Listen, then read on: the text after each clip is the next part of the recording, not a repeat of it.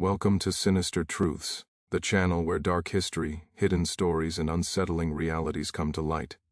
Before we begin, let us know in the comments which country you're watching from and what time of day it is for you. And make sure to subscribe and hit the bell so you never miss a chilling story. Before the ocean learned his name, before iron learned the shape of his wrists, Jabari Mansa was known simply as Jabari, son of a line that remembered itself. He was born where the red earth held heat long after sunset, in a land braided by rivers that carried gold dust in their bends and stories in their currents.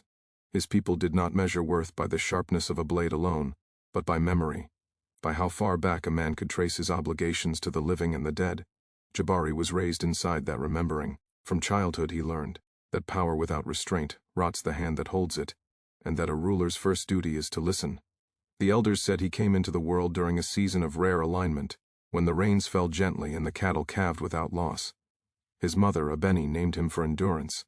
His father, Mansa Kofi, did not object. The name fit the boy's quiet stubbornness, the way he watched before he spoke, the way he returned to a task until it yielded. In the evenings, as smoke from cooking fires threaded the village, Jabari sat among griots and hunters and traders who had walked the desert's edge. He learned the weight of words and the danger of forgetting them. He learned that history was not a line but a circle that demanded tending. By adolescence, Jabari was already marked for leadership. He moved easily among people of different ranks, spoke several tongues, and understood the arithmetic of trade as well as the rhythm of drums that carried messages farther than any runner. He was taught to read signs, how to tell when a neighboring kingdom prepared for war, how to hear fear in a merchant smile, how to measure a promise by what was not said. The world he inherited was not a simple one. It was layered with alliances and rivalries, with caravans from the north and ships on the coast whose sails brought both wealth and ruin. Jabari knew the names of distant kings and the habits of foreign traders. He knew, too, that the hunger across the water had begun to change the balance of things. When his father died not by battle but by a sickness that took him in a single night, the council looked to Jabari. He was young, but the people trusted him. He did not rule by spectacle. He traveled, listened, and negotiated. He tightened borders not with walls but with marriages and treaties. He punished raiders and compensated their victims. He expanded schools and insisted that children of artisans learn alongside children of nobles.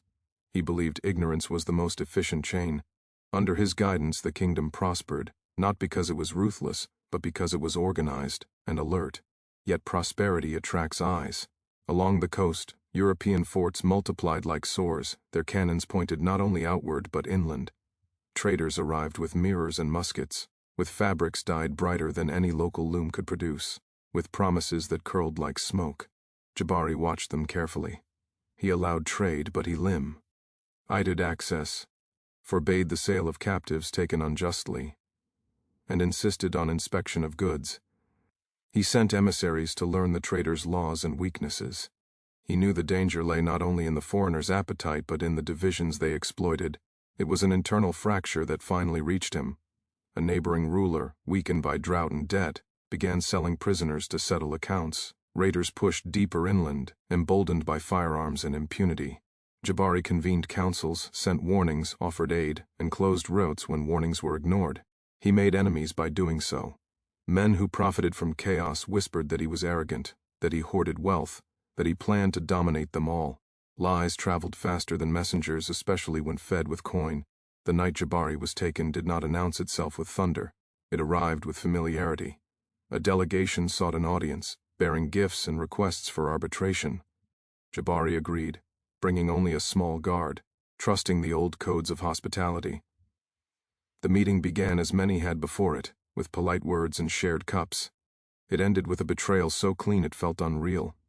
Weapons appeared where there had been smiles. The guards fell. Jabari fought, not wildly but with a precision born of training and fury. Yet numbers closed around him. He was struck, bound, and dragged away as dawn bled into the sky he had governed. They moved him quickly, avoiding main paths, trading him like contraband before his people could mobilize. At each stop his name was shortened, twisted, replaced. He learned how fast a man could be reduced when those around him agreed to see only value, not personhood.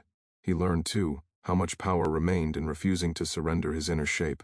He counted steps, memorized faces, listened. Even in chains he governed himself. By the time he reached the coast, the air tasted of salt and rot.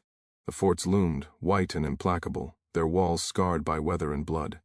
Jabari was inspected as one might inspect livestock. Teeth checked, muscles prodded, scars noted. A number was assigned where a lineage had once sufficed. He observed the process with a calm that unsettled his captors. They mistook it for submission. It was not. It was reconnaissance. On the shore he met others, men and women from dozens of places, speaking different languages, united by the same abrupt loss. Jabari listened to their fragments, piecing together roots and rumors. He shared what he knew when he could, quietly, careful not to attract attention. He taught breathing to steady panic. He reminded them that the body could be bound while the mind remained mobile. In the nights before embarkation, he whispered histories into the dark, anchoring people to something older than the chains. The ship was a wooden mouth that swallowed them whole. Below deck, air thinned and time broke. Jabari marked days by the rhythm of waves and the patterns of suffering around him.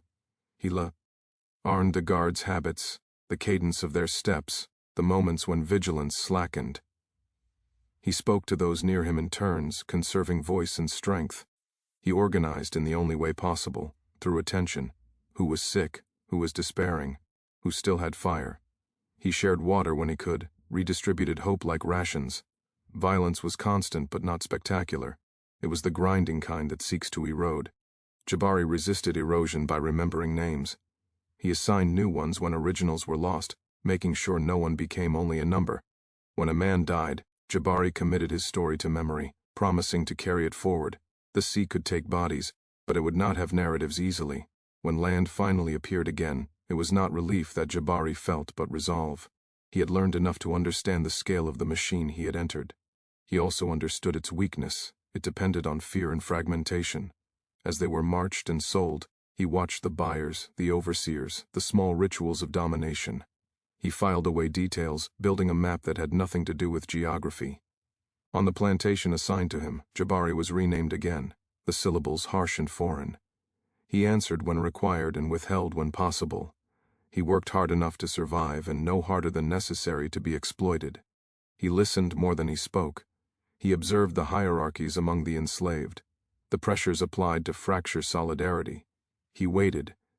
In the evenings, when exhaustion lowered defenses, he began again. He told stories, not of kings and battles at first, but of villages, of harvests, of shared meals. He reintroduced the idea of a future that was not merely survival. He taught skills, counting, memory techniques, coded speech hidden in song. He reminded them that the system feared coordination more than rebellion, because coordination made rebellion inevitable. Those who owned the land sensed something but could not name it. They saw compliance and mistook it for obedience. They did not understand that Jabari was rebuilding a polity out of scraps, that he was teaching people to see themselves as more than isolated labor. They did not hear the messages braided into hymns, or notice how work rhythms synchronized beyond efficiency. They did not realize that a king does not stop being a king when stripped of regalia. He adapts.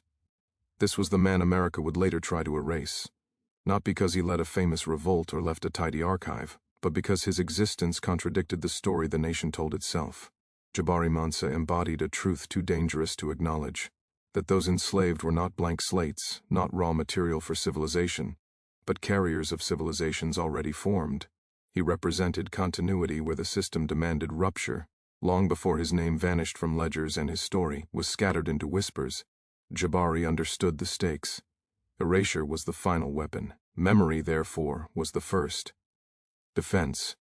And so, even in the beginning, before chains, before ships, before the long night, he had been preparing for this war, teaching his people that what is remembered can be reclaimed, and what is reclaimed can never be fully owned.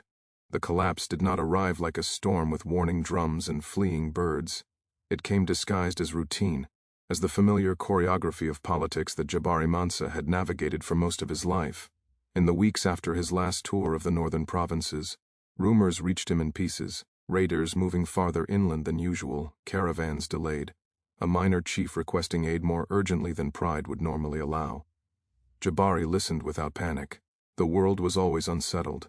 What mattered was pattern, not noise. He summoned messengers and compared accounts. What emerged was not chaos but convergence. The raiders were better armed. The debts were heavier. and behind both lay the same invisible pressure, a demand that traveled faster than ships and spoke through intermediaries, bodies for sale. The coastal forts were paying more than ever, rewarding speed and silence. A man could erase a rival, clear a debt, or buy a gun with a single transaction. Jabari understood the danger immediately. This was not merely violence, it was an economy reorganizing itself around human capture. He moved quickly but carefully. He sent envoys to neighboring rulers, warning them that short-term gain would poison long-term survival. He offered grain from his reserves to those weakened by drought, marriage alliances to stabilize borders, arbitration to settle disputes before they turned predatory. Some listened, others smiled and delayed. The smiles worried him more than open defiance. Delay meant calculation. Among those calculating was Kweku Damba, a man Jabari had once trusted. Damba ruled a smaller territory to the east, strategically placed along a trade route that linked inland markets to the coast. Years earlier, Jabari had supported him against a rival claimant, believing Damba's promises of restraint and shared security. Power, however, changes the weight of promises. Damba's lands had suffered successive poor seasons, and his debts to coastal traders had mounted. When Jabari restricted certain trade routes to curb raiding, Damba felt cornered. He began to see Jabari not as a protector but as an obstacle. The traders encouraged this view. They spoke softly of sovereignty and loudly of profit. They offered Damba firearms, cloth, and credit, all contingent on access. They did not need to ask for captives directly. The implication hung in the air. When Damba hesitated, they reminded him of his rivals' growing arsenals. Fear completed the argument. By the time Jabari's emissaries arrived with offers of aid, Damba had already decided that alliance with the coast promised survival, while loyalty to Jabari promised restraint. It was Damba who suggested the meeting. He framed it as reconciliation, a necessary conversation, to prevent bloodshed between their peoples. The request followed every protocol. Gifts were offered. Neutral ground was proposed. Jabari considered refusing. His advisors urged caution, pointing out the unusual insistence and the timing. But Jabari also understood the cost of public distrust. Refusal would signal weakness or arrogance, either of which could ignite the very conflicts he sought to avoid. He agreed, bringing a small guard to honor the appearance of trust. The meeting place was a shaded clearing near a river bend, chosen for its history as a site of treaty-making. Elders had once sworn oaths there that lasted generations. That history weighed on Jabari as he arrived. He noticed details others might have missed. Unfamiliar faces among Damba's attendants, a slight repositioning of guards, the absence of certain elders who would normally attend. None of it proved betrayal. All of it suggested preparation. They exchanged greetings, spoke of shared ancestors and mutual threats. Damba lamented the pressure from traders, the instability of the times. Jabari listened, offered concrete solutions, grain shipments, joint patrols, debt mediation. Damba nodded, thanked him, and asked for a private word. It was the oldest trick and the most painful when it succeeds. Jabari agreed, dismissing his guard a short distance away. The strike was swift and efficient. Blows came from behind, weapons pressed into ribs and throat before Jabari could fully turn. He fought, instinctively and skillfully, but the attackers were many and prepared. A strike to the head blurred the world. When he came back to himself, his wrists were bound, his weapons gone. Damba stood over him, not triumphant but tense, as if afraid the ground itself might reject what he had done. There were no speeches. Betrayal rarely announces itself with explanation. Jabari was dragged from the clearing as his guard was cut down or scattered. The speed of it mattered. Damba knew that time favored the wronged king. Jabari's people would mobilize quickly once news spread. The plan depended on momentum. Move the captive fast, trade him faster, let distance do the rest. They traveled at night, avoiding main paths, changing escorts at predetermined points. Jabari learned quickly that this was not an improvisation, but a route rehearsed in advance. He recognized the signs of a network, supplies cached, messengers waiting, bribes already paid. His capture was not collateral damage of chaos, it was a transaction planned with care. That knowledge hardened something in him. It meant the threat he posed had been correctly assessed. At each stop, Jabari was presented not as himself but as a valuable object. His name was withheld or altered, his lineage erased in the telling. He was introduced as a troublemaker, a rival, a dangerous man whose removal would stabilize the region. Lies function best when they borrow the language of order. Jabari listened and remembered who repeated which versions. He-Mar. Ked the weak points, those who hesitated, those who avoided his eyes, those who overcompensated with cruelty. As days blurred together, Jabari's thoughts returned again and again to his people. He imagined the council chamber, the sudden silence when his absence was noted, the swift calculations that would follow. He trusted them to act, but he also understood the cruelty of timing. Even if pursuit began immediately, the trade routes were designed to outpace justice. By the time questions reached the coast, he would be gone. When they reached the outskirts of the coastal zone, the world changed texture. The air grew heavier, the languages more fractured. Forts appeared like scars on the land, their flags unfamiliar, their walls indifferent. Jabari had heard descriptions, but proximity sharpened the horror. These were not mere trading posts, they were machines, designed to process lives into commodities with minimal friction. He was held in a compound with others awaiting inspection. Some were prisoners of war, others victims of raids, still others sold by kin under pressure. The diversity of origins underscored the scale of the collapse unfolding across the region. Jabari moved among them when allowed, speaking quietly, offering what comfort he could. He did not present himself as a king. Titles would only isolate him. Instead, he listened, learned roots and names, stitched fragments into a larger understanding. The inspections stripped away pretense. Bodies were prodded and priced. Injuries were liabilities, strength was currency. Jabari's composure unsettled the men who examined him. They preferred fear, fear simplified control. Calm suggested calculation. He was marked as valuable but potentially troublesome. That combination would follow him. The final betrayal was bureaucratic rather than violent. Papers were drawn, marks made, ownership transferred. The language was clinical, designed to obscure the moral weight of the act. Jabari watched as ink did what weapons could not, transform a man into a line item. He understood then that erasure did not begin in the fields of the New World. It began here, in the quiet efficiency of documentation. As the day of embarkation approached, Jabari felt the closing of possibilities. Escape was unlikely. Rescue was impossible. What remained was intention. He resolved to carry his world with him, not as nostalgia, but as strategy. He would remember names, systems, weaknesses. He would observe and adapt. The collapse of his world had been engineered by coordination across distances. Its undoing someday would require the same. When they marched him toward the ship, Jabari did not stumble. He lifted his head and looked at the horizon, fixing it in his mind. This was not surrender, it was transition. The night his world collapsed was not the end of his story. It was the moment the story widened, becoming something that would outlast walls and water, something that those who profited from his fall would either try and fail to erase. The ship waited with its mouth open, a shape that did not belong to the sea yet claimed it with authority. From the shore it looked inert, a carcass hauled onto water, but as Jabari Mansa was driven closer, he sensed its appetite. Men moved along its sides with practiced indifference. Ropes creaked, and the air carried a layered stench: tar, salt, human waste, fear. The vessel had learned this route well. It knew how to swallow. They were forced aboard in batches, herded by voices that cut across languages like whips. Jabari kept his eyes open, not in defiance but in study. He watched the way guards positioned themselves, the way the captain avoided looking too closely at the cargo, the way the deckhands hardened their faces to do their work. He noted the slope of the ladder into the hold, the narrowness designed to slow resistance, the chains already waiting. The ship had been prepared long before the first foot touched wood. Below deck, time broke apart. The ceiling pressed low, forcing bodies into contortions that would become permanent. Shackles bit skin. Air thinned quickly, each breath contested by the next.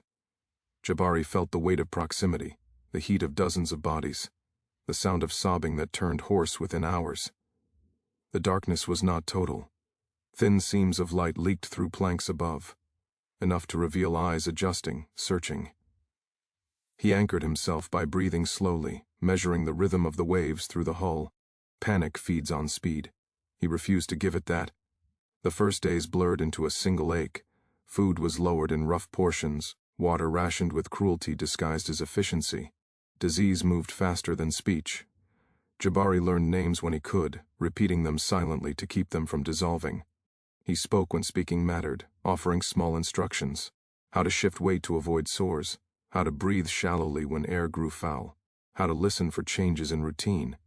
He never spoke of escape. Not yet. Hope offered too early can kill. He observed the guards' habits with the patience of a hunter denied his tools. They walked the length of the hold at predictable intervals, counted chains with bored precision, kicked bodies to provoke movement. There were moments, brief and dangerous, when vigilance thinned, during storms, during drunken evenings, during the quiet after punishment when guilt demanded distraction. Jabari stored these moments, not as plans but as possibilities. The sea taught him patience. At night, when exhaustion dulled cruelty's edge, he leaned toward those nearest him and whispered stories. Not myths of invincible heroes, but ordinary memories. Market days, the smell of rain on dust, a child's laugh. These were not indulgences, they were tactics. Memory reassembled the self piece by piece. Without it, the ship would finish its work long before land appeared. He noticed how language itself became contraband. Words traveled cautiously, passing hand to hand like water. Jabari spoke in fragments that crossed tongues, borrowing rhythm where vocabulary failed. He taught a counting method that hid numbers in breath and blink, a way to signal without sound. He introduced a song whose melody was simple enough to survive exhaustion, whose lyrics could shift meaning depending on emphasis. To the guards it sounded like mourning. To those who learned its cadence, it became a map of time, when food would come, when punishment was likely, when silence was safest. The sea tested them. Storms turned the hold into a screaming instrument, the ship groaning as if it might split. Water poured in, soaking bodies already raw. Some prayed, some raged. Some retreated inward so completely they could not be reached. Jabari moved among them when allowed, pressing a shoulder here, whispering there, pulling a man back from the edge of surrender by naming him. When a woman died in the night, her body left until morning. Jabari committed her story to memory because no one else would. He refused to let the sea claim narratives as well as lives. Punishment was public by design. When resistance flared, a bite, a refusal to eat, a shouted curse, the response was swift and theatrical. Jabari watched without flinching, forcing himself to see details others turned from. Power depended on spectacle. To counter it required understanding. He learned which punishments exhausted guards as much as captives, which bred resentment among crew, which were reserved for those deemed leaders. He made himself useful without becoming visible, a balance that demanded constant adjustment. As weeks passed, a strange economy developed below deck. Strength was shared unevenly. Those who could spare water did. Those who could sing did. Jabari organized this flow subtly, never issuing commands, only suggestions that felt like coincidence. He paired the strong with the sick, rotated positions to reduce sores, taught techniques for conserving energy. Survival became collective or it failed. The captain, sensing something he could not name, ordered more frequent inspections. Jabari made his body smaller during these, his gaze unfocused. He allowed himself to be overlooked. Leadership, he understood, was situational. Here, invisibility was authority's camouflage. Landfall did not come with celebration. It arrived as a smell before a sight, then a line on the horizon that sharpened slowly. Jabari felt no relief. He had learned enough to know that arrival marked a transition, not an end. The ship docked amid noise and commerce, its cargo transformed by paperwork into property. They were marched off in chains, blinking against light, legs unsteady from confinement. Some fell and were dragged. Others were prodded upright. Jabari walked steadily, conserving what strength he had rebuilt. The market was a theater of reduction. Buyers assessed bodies with the same language used for tools. Age, muscle, teeth. Jabari felt the eyes linger on him longer than Mo. Saying composure attracts attention. He countered by showing competence without pride, obedience without eagerness. He allowed himself to be valued but not highlighted. When he was sold, the transaction felt almost anticlimactic, a quiet conclusion to weeks of noise. He was renamed again, the syllables clumsy in his mouth. He answered when required and held his true name intact within. The plantation was a geography of control. Fields stretched in disciplined lines, overseers on horseback traced predictable arcs. Jabari learned the rhythms quickly. Work cycles, punishment schedules, the unspoken rules among the enslaved that governed survival. He listened first, offering labor and little else. He watched how trust formed and fractured, how favoritism functioned as a wedge. He recognized the methods because he had once governed. And governance, even in its cruel forms, follows patterns. In the quarters at night, he resumed the work begun on the ship. Stories first, then skills. He taught memory techniques disguised as games, counting methods hidden in chores, communication through work songs that shifted meaning with tempo. He never spoke of rebellion. He spoke of coordination. He framed dignity as efficiency, mutual aid as practicality. The language mattered. Overt defiance drew attention. Competence built space. The overseers noticed improvements. Work proceeded more smoothly. Injuries decreased. They attributed it to discipline. Jabari let them believe it. He understood that systems prefer explanations that flatter them. Meanwhile, relationships deepened.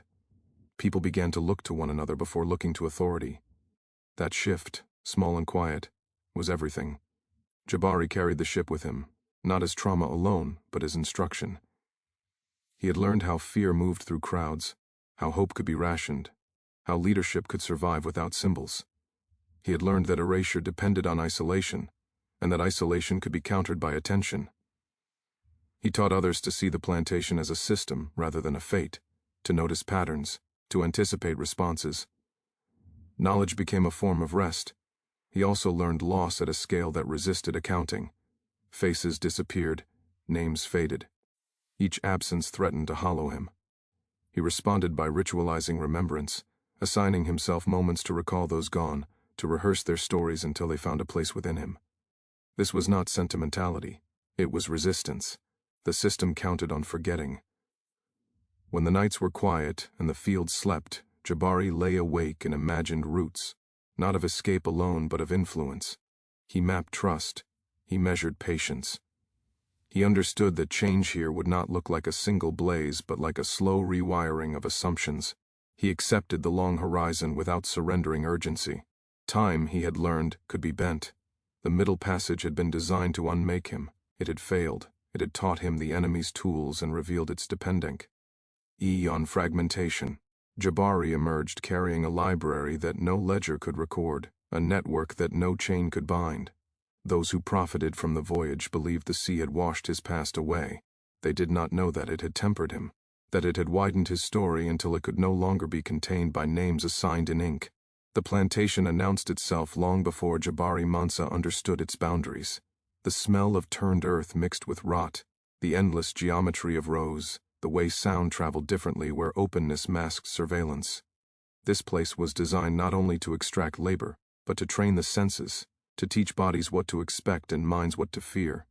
Jabari absorbed it all without comment, filing impressions the way others counted scars. From the first morning bell, the owners and overseers watched him. They did not know why. They only felt it.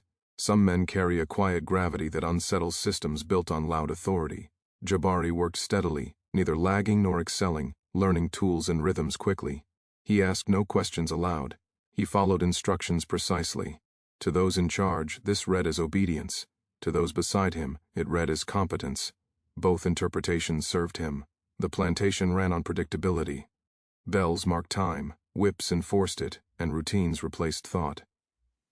Jabari studied the schedules the way a general studies terrain.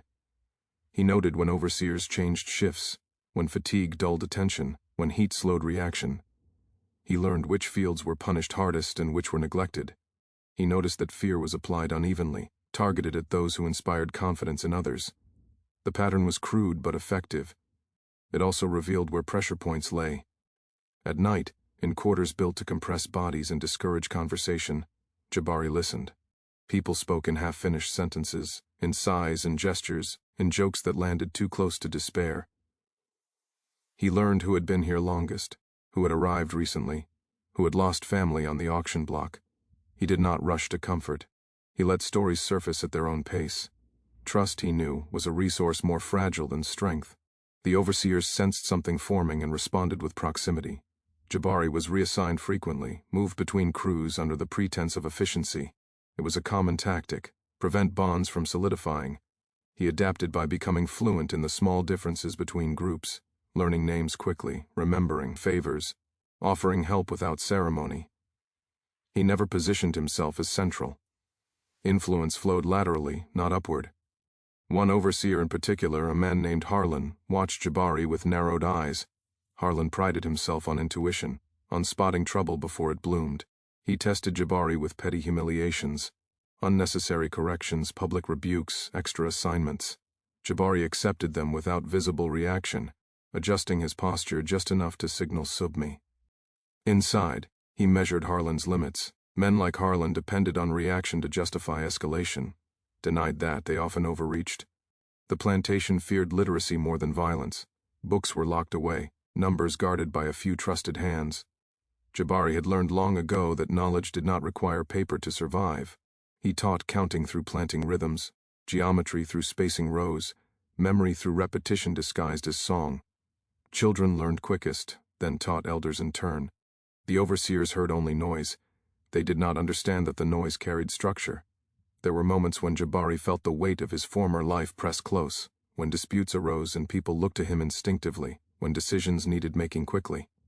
He resisted the urge to command. Authority here had to be invisible.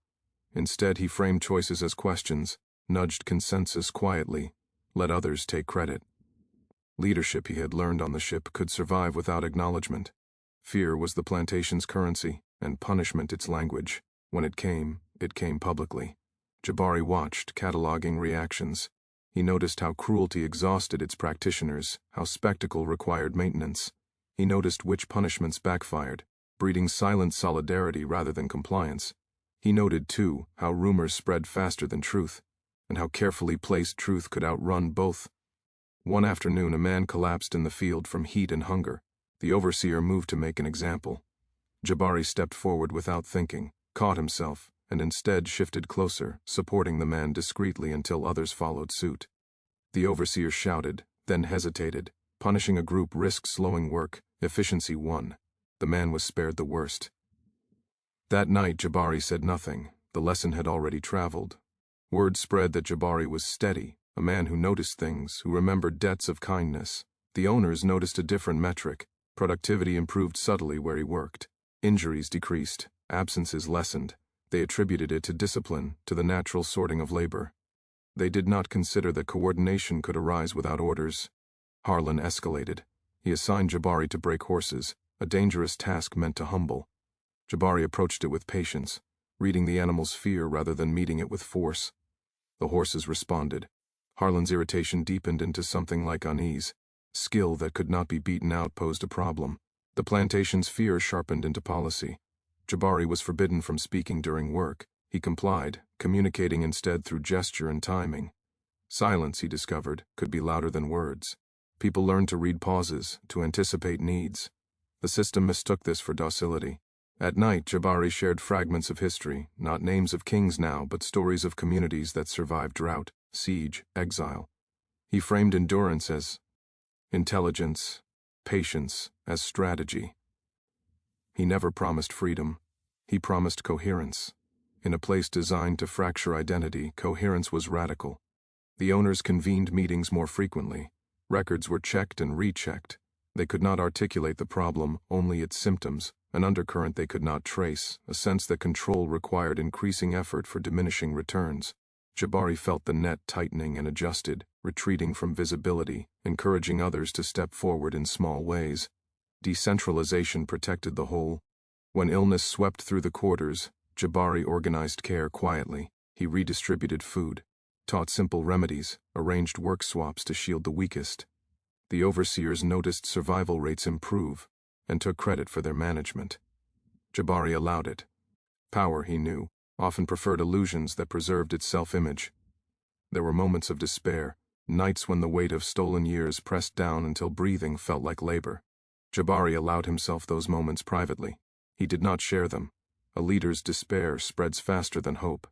Instead, he returned to the work of attention. Names, stories, patterns. He carried the dead with him so the living could keep moving.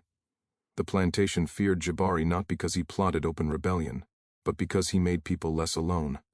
Isolation was the lever that made everything else possible. Jabari loosened that lever one connection at a time. He did not rush the process. He trusted accumulation. Harlan finally confronted him directly, accusing him of stirring trouble. Jabari met his gaze and answered with simplicity, with just enough truth to deflect accusation. He spoke of work done well, of keeping people alive to labor another day. Harlan heard compliance and walked away, dissatisfied but empty-handed. The system required villains.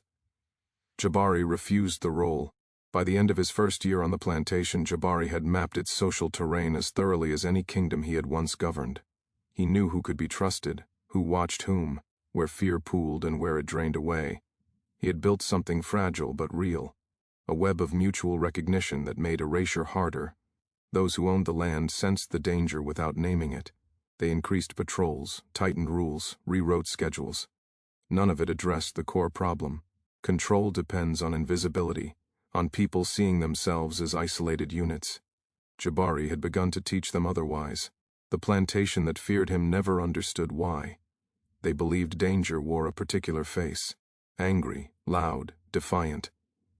Jabari was none of these. He was patient. He was observant. He was building a kingdom without walls, one connection at a time, inside a system that believed such things impossible. What grew beneath the plantation's surface did not announce itself.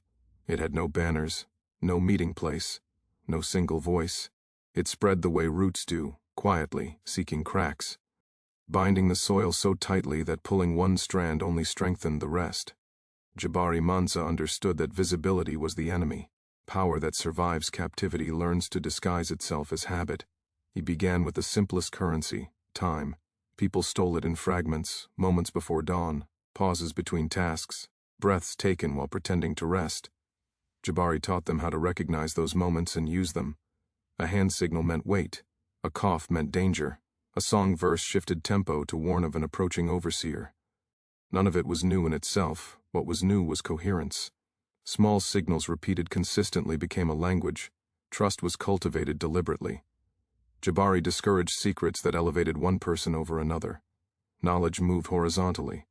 If one person learned something useful, a guard's weakness, a safer path, a way to stretch rations, it was passed along quietly until it belonged to everyone. This frustrated the plantation's logic. Punishment depends on isolating leaders. There were no leaders to isolate. Children became carriers of continuity. They were less suspected, more mobile, quick to learn. Jabari taught them memory games that doubled as lessons in counting and planning. They learned to map the plantation in their heads, where tools were kept, which paths were watched, which overseers drank too much and when. They taught elders without framing it as instruction. Play was camouflage. Faith gatherings, permitted because they soothed, became sites of coordination. Hymns carried layered meanings. A line about crossing water might mean a work change. A pause before a chorus signaled a warning. To outsiders, it was devotion. To those who listened closely, it was a schedule.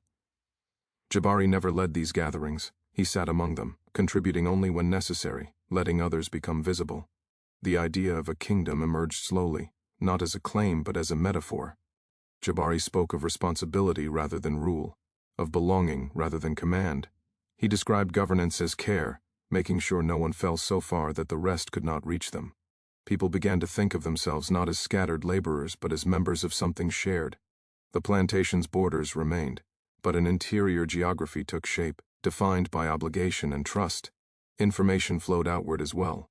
Jabari encouraged listening beyond the quarters. Kitchens, stables, fields near the house. Enslaved workers in these spaces heard more, saw more. They learned which markets fluctuated, when owners traveled, which debts pressed hardest. None of this was acted upon directly. Not sermons. The plantation's economy depended on predictability. Jabari's hidden kingdom thrived on flexibility. Work crews rotated assistants without notice. If someone was targeted for punishment, others absorbed their workload quietly to prevent escalation. Illness was covered for. Grief was acknowledged, not dismissed. These acts did not overthrow the system, but they blunted its sharpest edges. The owners noticed irregularities. Punishments produced less fear. Rewards produced less gratitude. People endured with a steadiness that felt wrong. They responded with new rules, harsher enforcement, attempts to reassert hierarchy. Jabari adjusted, retreating further from visibility, encouraging others to carry practices forward. The kingdom had no center to destroy. He also guarded against premature action. Whispers of escape surfaced from time to time, fueled by desperation. Jabari listened, validated the pain but redirected the energy.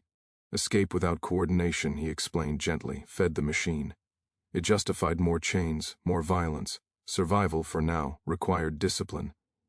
This was the hardest lesson, and not everyone accepted it. Some tried anyway. Some succeeded briefly. Many did not return. Jabari absorbed the losses and redoubled the work of memory. Rituals developed. Not grand ceremonies, but habits. Shared meals when possible. Moments of silence for the dead, songs taught to newcomers that explained rules without naming them. These rituals created continuity in a place designed to interrupt it. They also created meaning, which the system could not supply. Jabari kept his own counsel. At night he revisited maps in his mind, replayed conversations, tested assumptions. He questioned himself constantly. Was patience becoming passivity? Was care becoming complacency? He adjusted when necessary, introducing small disruptions to test resilience, changing routines, withholding guidance to see if practices held without him. They did. That knowledge comforted and frightened him. A kingdom that does not need its founder can survive his removal. The hidden kingdom extended beyond a single plantation. Through seasonal labor exchanges and markets, practices traveled. Songs crossed fences. Gestures spread. A way of counting time appeared elsewhere, recognizable to those taught. Jabari never claimed credit. Anonymity was the shield. The overseers sensed coordination without evidence. They increased surveillance, recruited informants. Jabari responded by flattening incentives. There were no privileges to betray. Benefits were shared immediately. Informants found themselves isolated not by punishment but by irrelevance. Their information changed nothing. They stopped offering it. Violence flared unpredictably, as it always does. Jabari mourned each loss privately and publicly honored resilience. He refused to let brutality define the community's self-image. We are not what is done to us, he told them, quietly often. We are what we do for each other. The phrase traveled. In moments of rare quiet, Jabari allowed himself to imagine the long horizon. He did not fantasize about personal freedom alone. He imagined continuity, practices surviving him, spreading, shaping futures he would never see. That was the true measure of governance. The hidden kingdom was fragile, constantly threatened, never complete. But it was real. It made people less governable by fear alone. It preserved memory where erasure was policy. It taught coordination where isolation was enforced. Those who owned the land would later claim that order prevailed, that resistance was rare, that control was total. They would point to ledgers and laws as proof. They would not count the songs that carried schedules, the children who mapped terrain in their heads, the adults who learned to trust again. They would not name the man who taught a kingdom to exist without being seen. Jabari Mansa understood that survival itself could be a form of rebellion when it preserved dignity and connection. The hidden kingdom did not overthrow the plantation. It undermined its certainty. It proved that even in chains, people could build structures of care and meaning that power could neither fully see nor fully destroy. That was why it was dangerous. That was why it would later be denied. And that was why, even as the plantation tightened its grip, something irreversible had already happened beneath its feet. The betrayal did not come from a stranger. It never does. It arrived wearing familiarity, speaking the language of shared hunger and shared fear, carrying the exhaustion that makes caution feel like cruelty. Jabari Mansa sensed the shift before he could name it.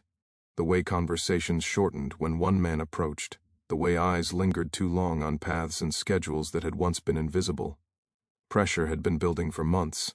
The plantation's owners were tightening their grip, and desperation has a gravity of its own. The man was called Elias, a name assigned to him years earlier, the original buried somewhere beneath bruises and time. Elias had arrived from another plantation with a reputation for defiance that burned too hot. He had survived punishments that broke others, and he carried that survival like proof of invincibility. People listened to him because he spoke what many felt. Patience was becoming unbearable. He wanted action, something visible, something that would force change. Jabari listened, acknowledged the pain, and urged restraint. He spoke of preparation, of timing. Elias heard delay. Delay sounded like surrender. The owners sensed unrest and baited it. They announced stricter quotas, reduced rations, longer hours. They promoted Harlan, the overseer whose intuition leaned toward cruelty, and gave him wider authority. Harlan responded with predictability. Random punishments, arbitrary rules, public humiliations designed to provoke mistakes. The system wanted a spark it could extinguish Dramati. Callie.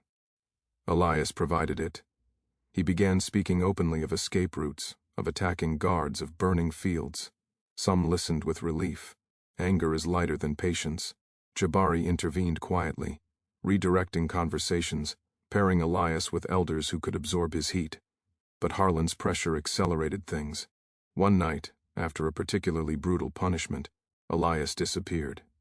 The next morning, 2 guards were found injured near the tool shed, and a section of fence lay damaged. The response was immediate and overwhelming. They locked the quarters down. They counted bodies repeatedly. They separated families. Dogs were brought in. The air changed. Fear thickened into something metallic. Jabari understood at once that the hidden kingdom had crossed an invisible line, not by its own design but by association. The system does not require proof. It requires justification. Elias was caught by midday, bloodied but alive. Under interrogation, Payne did what persuasion could not. He named names, not all, not accurately, but enough. He spoke of songs, of signals, of meetings that had never officially occurred. He described a man who organized without commanding, who taught without teaching. He did not need to say Jabari's name. Harlan had already written it in his mind. They came for Jabari at dusk. There was no ceremony. He was pulled from the quarters and taken to the yard, where people were forced to watch. The owners believed spectacle still worked. Jabari stood straight, meeting eyes without challenging them, offering calm where panic threatened to spill. He knew that whatever happened next would ripple outward. His task was no longer concealment but containment. The accusations were delivered with relish, inciting unrest, spreading forbidden knowledge, undermining discipline. Jabari answered sparingly, denying nothing explicitly, confirming nothing. Silence infuriated Harlan. He wanted a performance, a villain's confession. Jabari refused him that satisfaction. The punishment was severe by design. They meant to break the idea of him, not just the man. He was whipped publicly, then confined in isolation, a small shed away from the quarters where sound did not travel easily. Isolation was the system's most refined weapon. It attacked memory, rhythm, identity. Jabari entered it with preparation he had been making for years. Alone, he rebuilt days from fragments. He counted breaths. He replayed songs, decoding their layers to keep his mind active. He remembered names in order, attaching each to a story so none would be lost. Pain arrived in waves. He let it pass through without resistance. He knew that suffering resisted becomes suffering multiplied. Outside, the hidden kingdom reacted without him. That was the test he had always prepared for. Practices adapted, signals simplified. People redistributed risk instinctively. Children stopped carrying messages, elders resumed it. Songs shifted again, meanings changing to avoid detection. The net. Work contracted but did not collapse. Harlan visited the shed often, alternating threats with offers. He wanted Jabari to admit leadership, to name accomplices. He promised lighter treatment in exchange. Jabari listened politely and declined without drama. He spoke of work, of keeping people alive. He framed coordination as compassion. Harlan heard manipulation. He left frustrated. The owners debated Jabari's fate. Execution risked martyrdom. Sale risked spreading influence elsewhere. Keeping him risked nothing they could quantify but everything they could feel. In the end, they chose containment. Jabari was reassigned to the harshest labor, watched constantly, forbidden from speaking during work or gatherings. The goal was attrition. Let time finish what punishment had begun. Jabari returned to the fields thinner, slower, marked. People avoided him at first, fear overriding loyalty. He expected this. Trust retreats under surveillance. He did not rush to reclaim influence. He focused on survival, on doing the work set before him. Gradually, glances returned, then nods. He answered questions with gestures, with pauses, with the old signals adapted for new constraints. Leadership resumed its invisible shape. Elias did not survive the month. His death was announced as a cautionary tale. Jabari mourned him privately, acknowledging the cost of impatience without condemning it. Desperation was the system's ally. It made betrayal predictable. He carried Elias's story alongside the others, another reminder of stakes. The betrayal changed everything and nothing. It stripped away illusions of safety, and confirmed the plantation's fear. It forced the hidden kingdom to evolve, to become leaner, quieter. It proved that visibility was fatal and redundancy essential. It also revealed the system's limitations. Even with names, even with punishment, it could not dismantle what it could not fully see. Jabari learned new lessons in this phase. He learned how trauma fractures trust, and how carefully it must be repaired. He learned that silence could be mistaken for absence, and used that to advantage. He learned that endurance under scrutiny required humility, the willingness to let others lead, to accept marginalization without resentment. The owners congratulated themselves on restoring order. Productivity dipped briefly, then stabilized. Records showed compliance. Harlan relaxed slightly, convinced he had cut the head from the problem.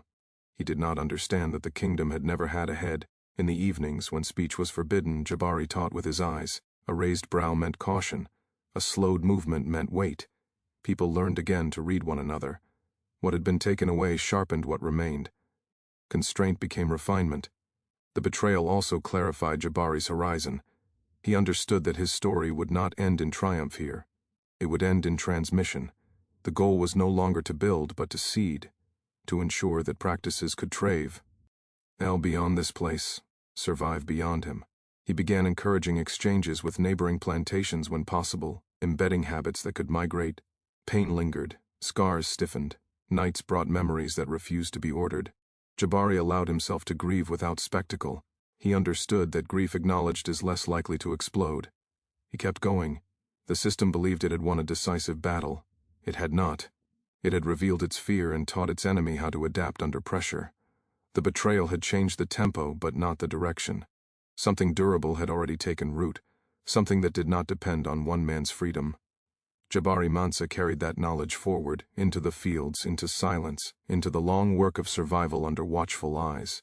The betrayal had exposed him, wounded him, and clarified him.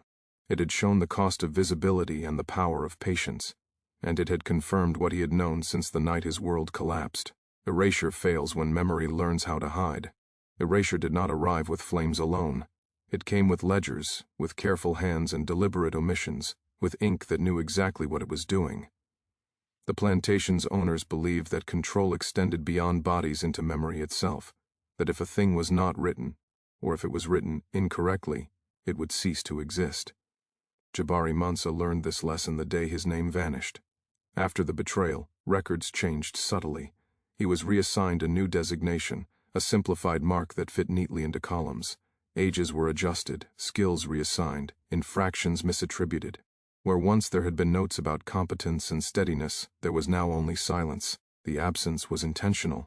Men who frighten systems are not argued with, they are footnoted out of existence. Harlan oversaw the process with satisfaction. He believed that if Jabari's influence could not be crushed publicly, it could be starved privately. Restrictions tightened. Jabari was barred from certain work areas, rotated constantly, denied proximity to those he had once taught. When new arrivals asked about him, they were told nothing or worse, half-truths about troublemaking, warnings about association. Lies function best when they pretend to be advice. Jabari responded by shrinking further into the margins. He accepted obscurity without complaint. Obscurity, he understood, was a kind of camouflage.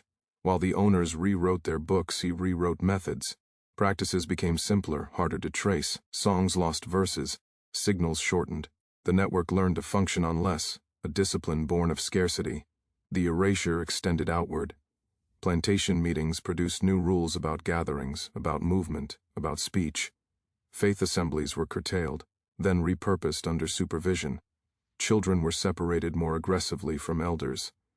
The system was adapting, learning to recognize patterns without understanding them. Jabari watched and adjusted again, urging others to do the same. Some resisted the erasure by clinging harder to the past, by repeating Jabari's name in whispers, by turning memory into defiance. Jabari discouraged this gently. Names draw lines. Lines draw attention. He taught them to honor without exposing, to remember without repeating. Memory, he insisted, did not require constant invocation. It required fidelity. Outside the plantation, documents multiplied, shipping records, sales receipts, correspondence that treated lives as inventory. Jabari appeared only as a transaction, stripped of context. Future readers, if they read it all, would see nothing remarkable. That was the point. History, curated this way, would appear orderly, untroubled by inconvenient depth. Illness returned in waves. Each time, the system's response grew more mechanical. Jabari observed how crisis accelerated erasure.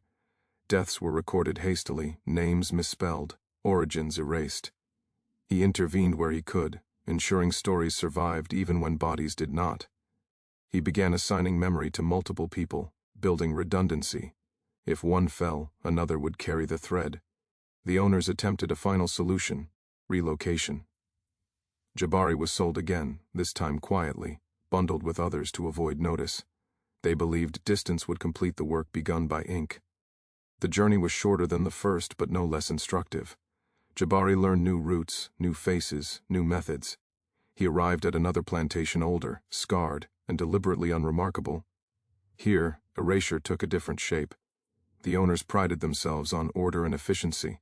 They enforced silence through routine rather than terror. Jabari adapted easily. He took the hardest work offered, spoke little, listened much. He allowed himself to be forgotten by those in charge. Among the enslaved, he became known only as a steady presence, a man who noticed. The practices traveled with him, stripped of origin. That was the greatest success of erasure and its undoing. Without a name attached, methods spread more freely. A song learned here matched one learned elsewhere, altered just enough to evade detection. A counting game taught to children reappeared across fences. Memory migrated without passports. Years passed. Faces changed. Jabari's body aged faster than time. His hands stiffened. His vision dimmed. He accepted these changes without sentimentality. Governance, he had learned, was seasonal. His role now was not to build but to witness, to ensure continuity through transition. He encountered a man who had been a child on the first plantation, now grown and wary. They did not greet one another publicly. That night, through a shared work rhythm, recognition passed.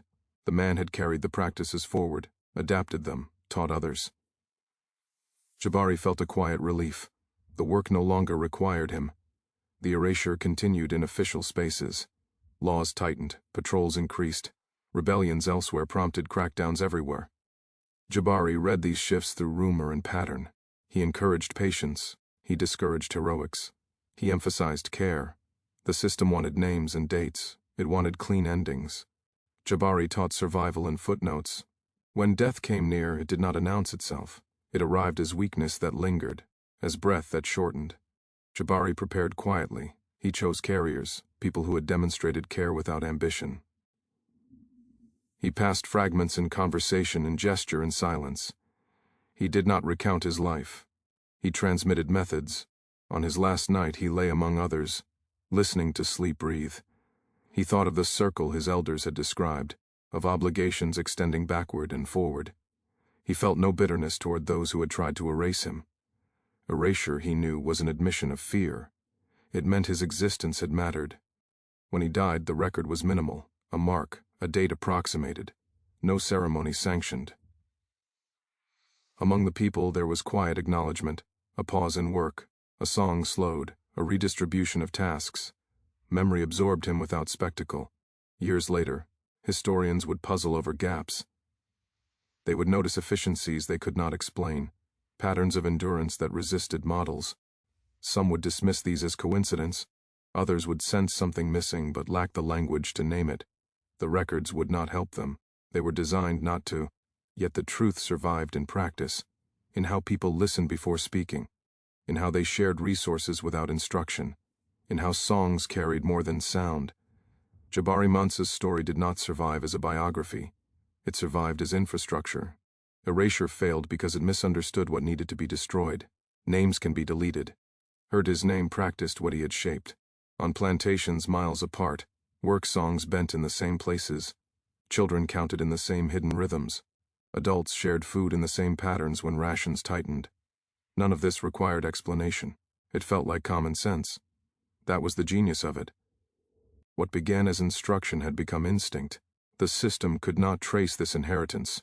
It searched for leaders, for documents, for declarations. It found none.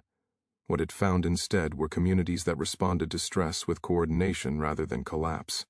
When violence increased, care deepened. When surveillance tightened, communication simplified. These responses baffled overseers and owners who understood fear but not resilience. After emancipation, the methods adapted again. Freedom brought its own dangers: displacement, debt, new forms of control wearing legal language. People carried the practices into sharecropping arrangements, into towns, into churches and schools. Mutual aid societies formed with rules that mirrored plantation habits. Distribute risk, share information, avoid concentrating power. Elders taught children to listen before acting, to read rooms as carefully as books. No one attributed these lessons to Jabari. Attribution was unnecessary. Songs changed words but kept structure. Spirituals became hymns, hymns became folk songs became work chants and lullabies. The layered meanings persisted. A slowed tempo still warned. A repeated line still counted time. Music remained a tool for coordination disguised as comfort. Outsiders heard culture. Insiders heard instruction. Oral histories carried fragments. A story about a steady man. A warning about impatience. A proverb about memory hiding where chains cannot reach. These stories varied by region, by teller. They contradicted one another in detail and aligned in essence. Scholars would later dismiss them as folklore, unreliable because they refused to settle into a single account. That refusal was itself the point. A fixed story can be targeted. A living one adapts. In moments of crisis, riots, migrations, economic collapse, people organized quickly, drawing on habits that felt older than their circumstances. They trusted lateral networks over distant authorities. They valued redundancy over efficiency. They prioritized care without sentimentality. These were not accidental traits. They were learned. The nation, meanwhile, curated its memory carefully. Textbooks simplified. Museums selected artifacts that fit a linear narrative of progress. The brutal complexity of survival under bondage was reduced to suffering alone, stripped of intelligence and strategy.